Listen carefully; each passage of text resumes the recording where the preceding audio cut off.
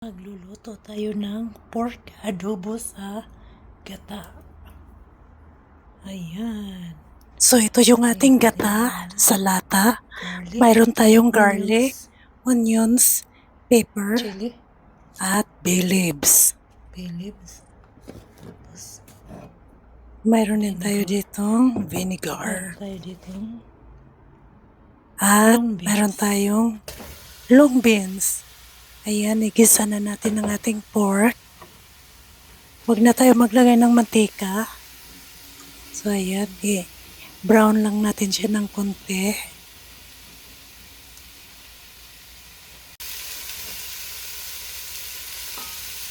At ilagay na natin ang ating mga garlic, sibuyas. Ayan, tapos gisa-gisa lang natin hanggang sa mag-brown ng konti.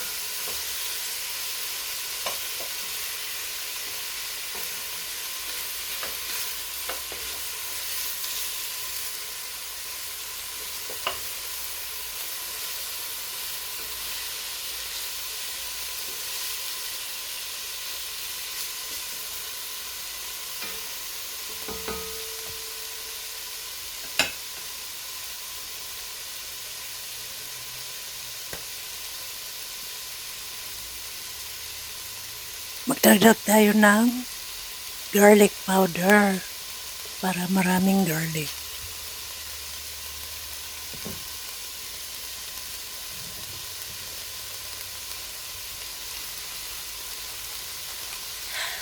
Black pepper. Yan. Pwedeng hindi, pwedeng buo ang ilagay mo. Pero ako gusto ko yung grind.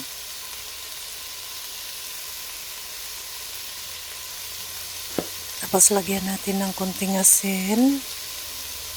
Kasi yung gamit kong soy sauce ay light. Ayan, pampakulay lang siya.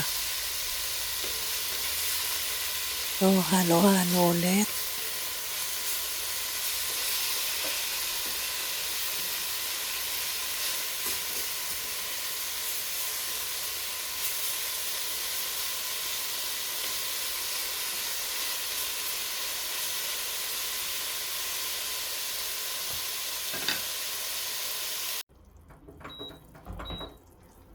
So, ayan na nga. Nilagyan na natin siya ng tubig at paanohin lang natin siya. Ayan. Lagyan na natin ng suka. At tapos takpan natin at palambutin.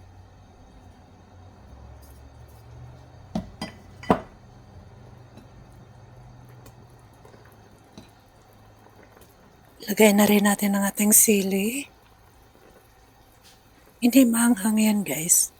Yan yung ginagamit sa paksiw at saka sa sinigang. Takpan lang natin hanggang sa lumambot ang ating karne.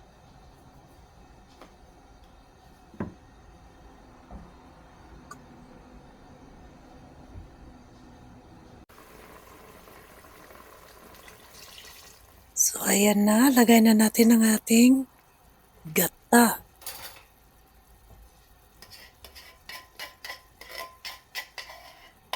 Simutin.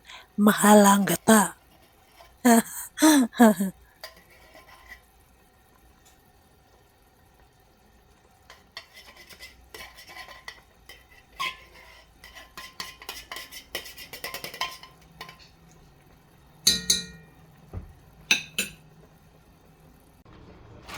Ayan, tapos tuloy-tuloy lang ang pagluto. Ayan, pwede na natin ilagay ang ating sitaw. Ayan, frozen siya guys kasi hindi ko naluto kaagad. Kaya medyo mahirap siya palambutin kasi frozen siya. So ayan, Halo-haloin lang natin tapos tuloy ang pagluto hanggang sa lumambot na ang ating sitaw.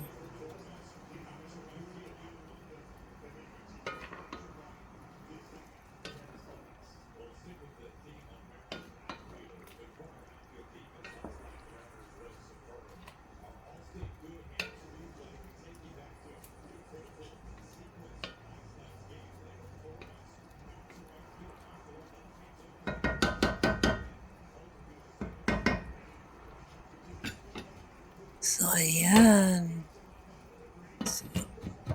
Tatakpan lang natin siya hanggang sa maluto ang sitaw. So, ayan na guys.